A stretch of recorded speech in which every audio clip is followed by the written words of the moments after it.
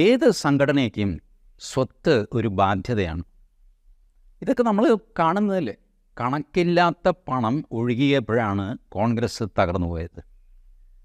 കണക്കില്ലാത്ത പണം ഏതൊക്കെ സംഘടനകൾക്ക് വരുന്നുണ്ടോ, കണക്കില്ലാത്തതെന്ന് പറഞ്ഞാൽ അക്കൗണ്ട് ഇല്ലാത്തതെന്നല്ല ഞാൻ ഉദ്ദേശിക്കുന്നത്, ഒരുപാട് പണം, ഒരുപാട് സ്വത്ത് ഏത് സംഘടനയ്ക്കുണ്ടായാലും ആ സംഘടന നശിക്കും.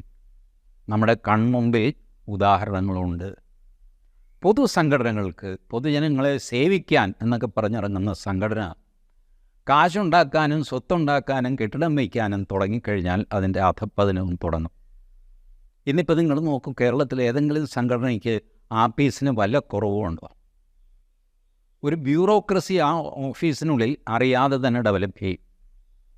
CPMൻ്റെ area committee office, area committee office, അവിടെ സെക്രട്ടറിക്ക് ഇരിക്കാനൊരു മുറി വേണ്ടേ?